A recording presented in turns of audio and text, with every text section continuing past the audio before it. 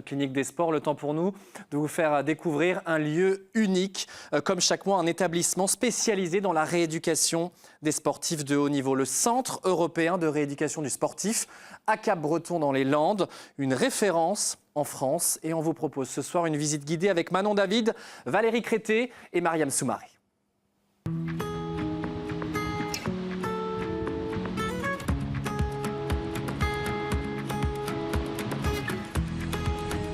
Salut et bienvenue à Cap-Breton. Nous sommes au Centre européen de rééducation du sportif, le CERS. Alors si le cadre donne envie de venir passer ses vacances ici, les sportifs viennent surtout chercher un savoir-faire de 35 ans. Des équipements à la pointe. Antoine Dupont, Perrine Lafont ou encore le Brésilien Ronaldo dans les années 2000 sont venus se faire soigner ici. Tout le monde ne peut pas franchir ses portes et venir se faire soigner ici. Il faut soit être athlète de haut niveau, alors sportif jusqu'à un niveau régional. Et puis, depuis quelques années, le CERS est aussi ouvert aux militaires, aux pompiers, aux policiers et aux professionnels du sport.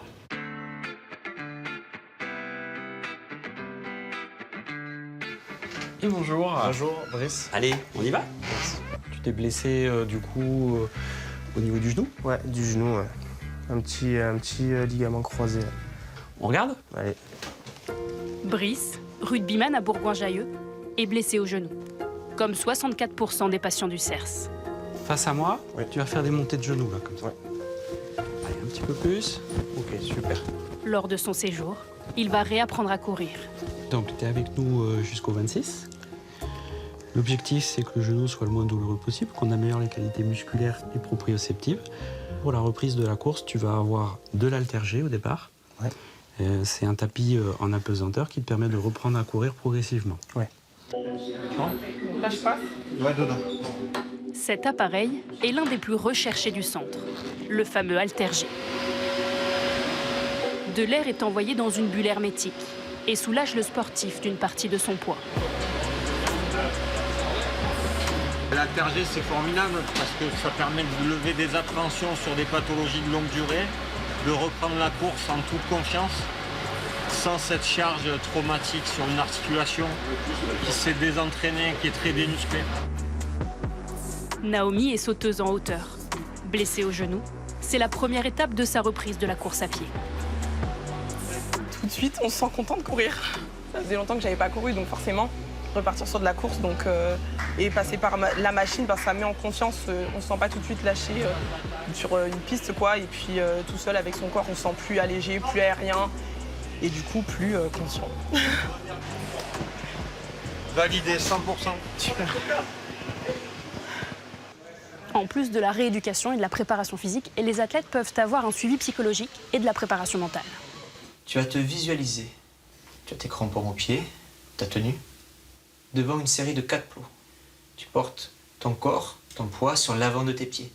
Jambes fléchies, tu es tonique sur ton déplacement latéral. Je te laisse travailler sur ce déplacement, cette visualisation, ces sensations. Les études montrent que les zones cérébrales activées sont les mêmes quand on visualise que quand on exécute le mouvement en extérieur. Donc c'est une réactivation dans des conditions où le patient est sécurisé parce que là, il sait qu'il fait que dans l'imaginaire. Pour faire simple, il va courir 2 fois, 3 fois, mais en fait, il a déjà couru peut-être 4, 5 fois. Je l'ai laissé libre, je ne sais pas combien de fois il a répété l'exercice, donc son cerveau a déjà intégré plusieurs fois l'exercice et le rassuré. Ça permet vraiment de se programmer en fait, dans l'exercice qu'on va effectuer.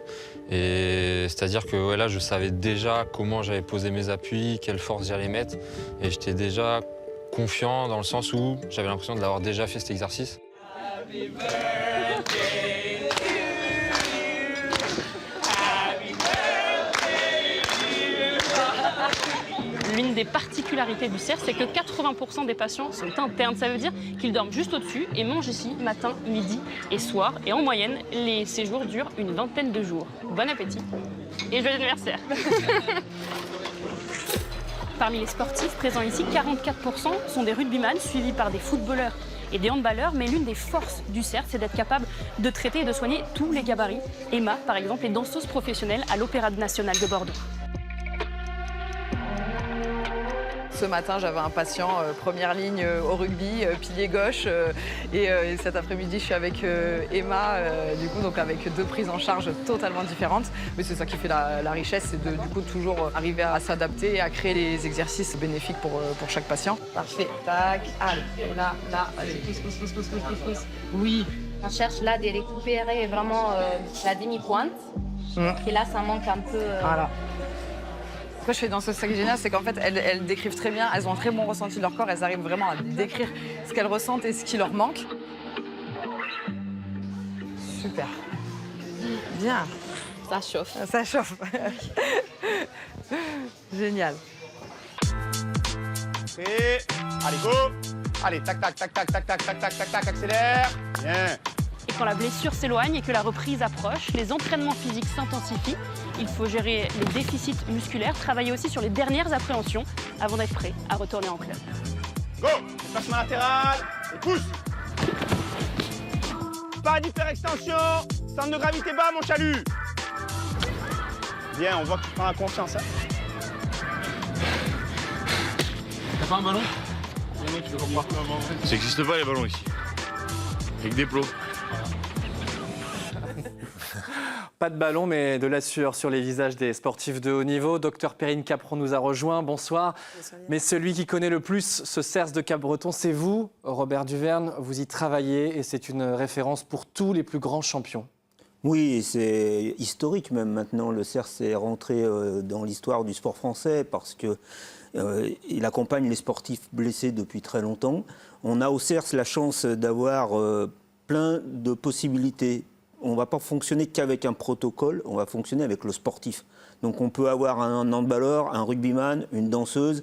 Il y a aussi les pompiers, des professionnels militaires qui viennent. Et il y a plusieurs plateaux. C'est en fait le CERS, c'est comme s'il y avait plusieurs CERS.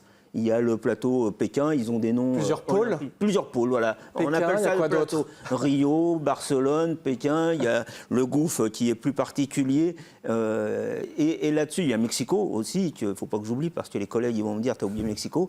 Et recevoir les sportifs, ils vont être orientés avec des équipes qui sont connaisseurs dans certaines disciplines. On a vu Mélanie avec une danseuse, on a vu Fred qui va être plus... Chacun va avoir ses orientations et c'est ce qui va donner cette dynamique et les sportifs vont se côtoyer.